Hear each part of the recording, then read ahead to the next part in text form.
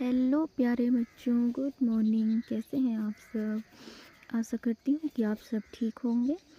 तो आइए देखते हैं एट द ग्रेट अभ्यास पुस्तिका, विषय विज्ञान, कक्षा 7वीं, है ना। तो आज हम देखेंगे पाठ 2, प्राणियों में पोषण। ठीक है, तो आइए अभ्यास शुरू करते हैं। तो अभ्यास का पहला प्रश्न है, सही विकल्प चुनकर लिखिए। कोई व्यक्ति उल्टी दस्त से पीड़ित है तो चिकित्सक उसे क्या लेने की सलाह देंगे? तो इसका आंसर हो जाएगा ORS का घोल। ठीक है। यदि किसी व्यक्ति में पित्त रस उत्पादन में कमी है तो पाचन की कौन सी क्रिया सबसे अधिक प्रभावित होगी? तो इसका सही आंसर हो जाएगा ऑप्शन बी, रासायनिक पाचन। अब अगला देखते हैं, छोटी आंत मतलब क्षुद्रांत्र की आंतरिक भित्ति पर पाए जाने वाले दीर्घ रोम की संरचना पाचन और अवशोषण में उनके कार्य से कैसे संबंधित है? तो इसका सही आंसर हो जाएगा ऑप्शन ए, बढ़ा हुआ सतह क्षेत्र पोषक तत्वों के अवशोषण को बढ़ाता है। ठीक है। अब अगला देखना, क्रमाकुंचन पाचन में किस प्रकार सहायता करता है? तो क्रमाकुंचन पाचन में किस प्रकार सहायता करता है? तो इसका सही आंसर हो जाएगा, यह मांसपेशियों के संकुचन के माध्यम से भोजन को पाचन तंत्र में ले जाने में मदद करता है। ठीक है। अब अगला क्वेश्चन है, क्षुद्रांत्र पाचन और अवशोषण के लिए एक महत्वपूर्ण स्थल माना जाता है क्योंकि? इसका सही आंसर हो जाएगा क्योंकि यह वह जगह है जहां भोजन पोषक तत्वों में टूट जाता है और रक्त प्रवाह में अवशोषित हो जाता है ना। अब अगला क्वेश्चन देखेंगे हम, रिक्त स्थानों की पूर्ति कीजिए। तो रिक्त स्थानों की पूर्ति इस प्रकार से आपको कर लेना है। पहला है, जटिल खाद्य पदार्थों का सरल खाद्य पदार्थों में विघटन पाचन कहलाता है ना।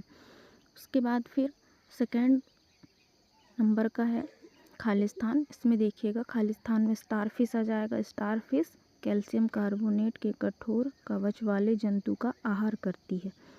थर्ड नंबर का है, आहार को मुख गुहा द्वारा अंदर लेने वाली प्रक्रिया को अंतःग्रहण कहते हैं ना। स्वाद का पता लगाने के लिए जीभ पर क्या होती हैं?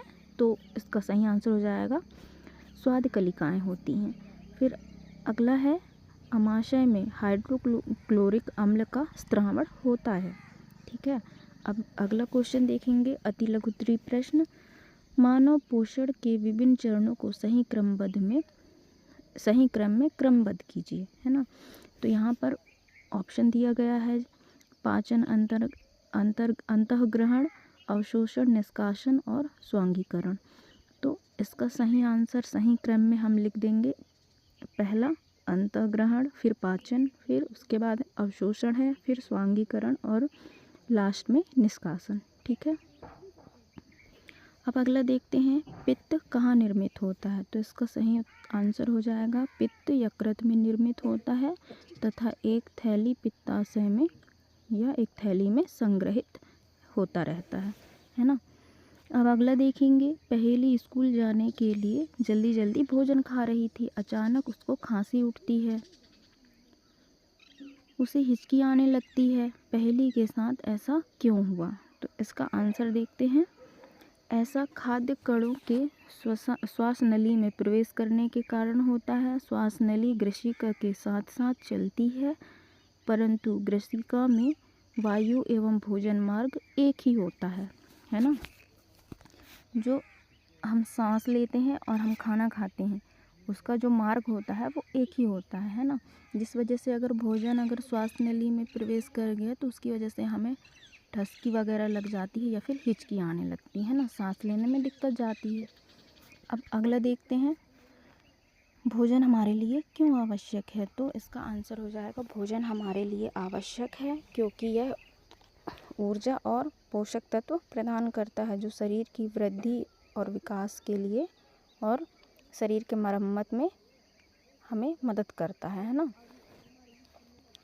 अब अगला क्वेश्चन देखेंगे, प्रश्न नंबर 6वां, रोटी के टुकड़े को जब आप मुंह से चबाते हैं तो वह कुछ समय बाद मीठी लगने लगती है, क्यों? है ना। तो अब देखते हैं हम इसका उत्तर। किसी अधिक समय तक रोटी को चबाते रहने से रोटी के मड पर लार में उपस्थित टाइलिन एंजाइम क्रिया करता है। टाइलिन मड को माल्टोज शर्करा में बदल देता है, जिससे रोटी मीठी लगने लगती है। अब अगला क्वेश्चन देखेंगे, लघु उत्तरीय प्रश्न देखेंगे। प्रश्न नंबर 7वां। बूझो जानना चाहता है कि क्या घास खाने वाले जानवर एवं मनुष्यों में भोजन का पाचन समान होता है? यदि कुछ भिन्न है तो उसका विवरण लिखें। तो इसका आंसर देखते हैं। नहीं, घास खाने वाले जानवरों और मनुष्यों में पाचन समान नहीं होता।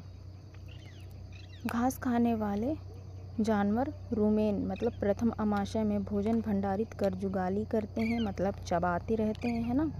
और उनके रूमेन में सेल्यूलोज पचाने वाले जीवाणु होते हैं, जबकि मनुष्य में यह क्रिया नहीं होती, है ना। अब अगला क्वेश्चन देखेंगे हम। प्रश्न नंबर 8वां। मानव पाचन तंत्र के आमाशय में पाए जाने वाले हाइड्रोक्लोरिक अम्ल की पाचन क्रिया में क्या भूमिका है, समझाइए।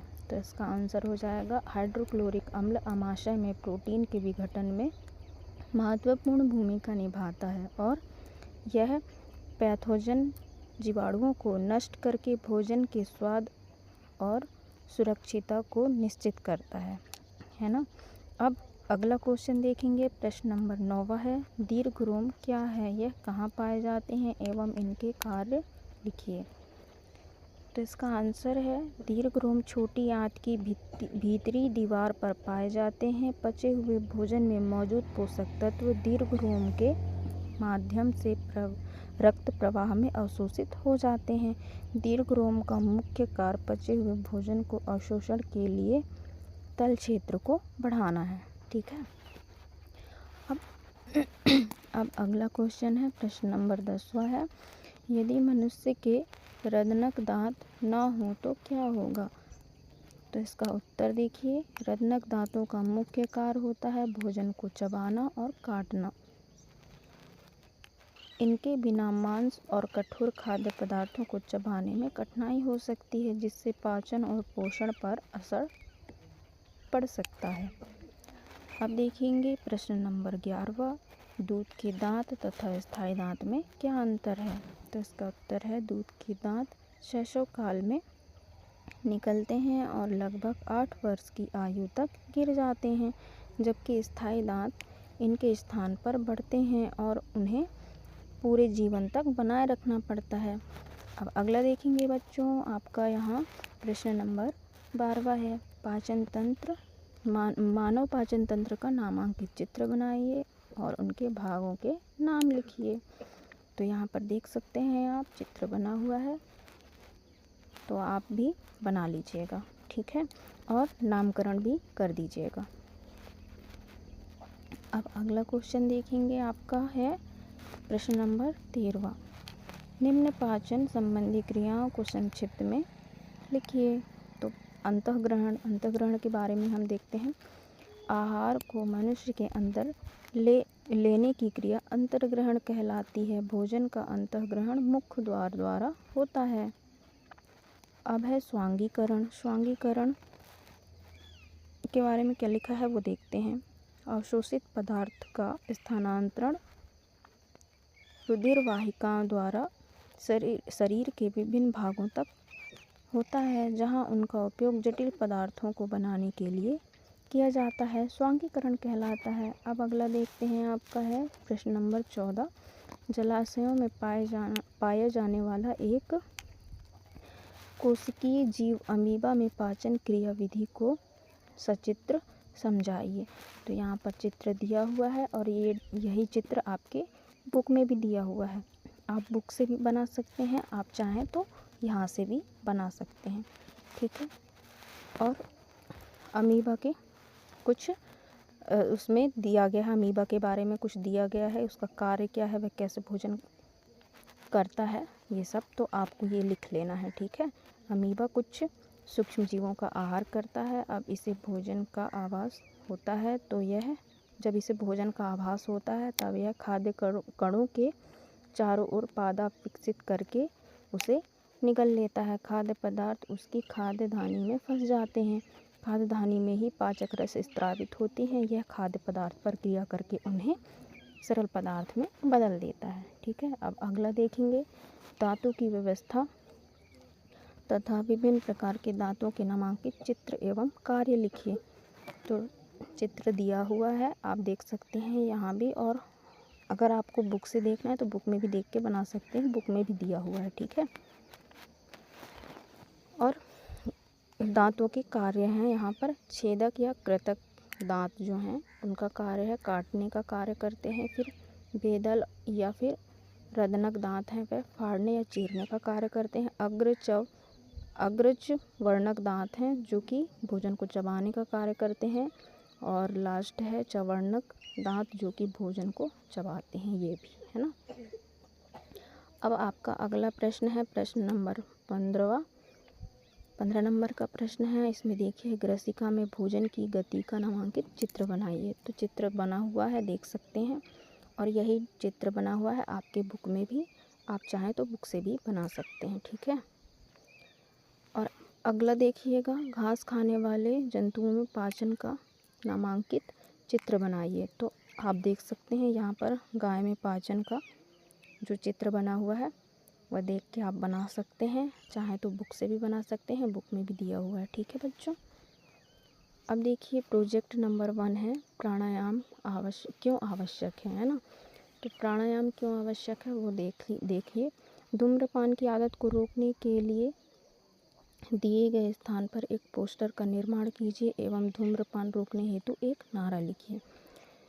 तो प्राणायाम क्यों आवश्यक है, क्योंकि यह शरीर एवं मानसिक स्वास्थ्य को बेहतर बनाता है। यह तनाव, चिंता और अवसाद को कम करता है। यह एकाग्रता और स्मृति में सुधार करता है। यह आध्यात्मिक विकास में मदद करता है। ठीक है, अब नारा दिया हुआ है, तो आप नारा देख सकते हैं, धूम्रपान छोड़ने का नारा है, धूम्रपान छोड़ो जीवन बचाओ। आगे दिया हुआ है पोस्टर, आप यहाँ से पोस्टर बना सकते हैं। ठीक है, अब प्रोजेक्ट नंबर 2 है, जीवन रक्षक घोल मतलब ORS घोल है ना। जीवन रक्षक घोल कैसे बनाया जाता है तथा उसके उपयोग लिखिए, है ना। तो इधर बनाने की विधि है और एक साइड में उपयोग दिया हुआ है।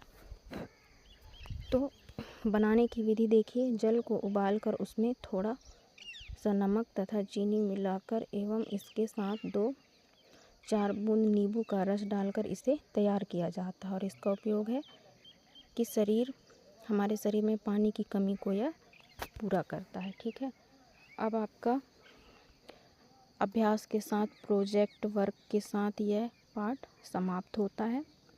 नेक्स्ट वीडियो के लिए ज़रूर चैनल को सब्सक्राइब करें, और वीडियो पसंद आए तो लाइक, कमेंट, शेयर भी कर दें अपने दोस्तों के साथ। ठीक है, अब मिलते हैं नेक्स्ट वीडियो में। Bye bye.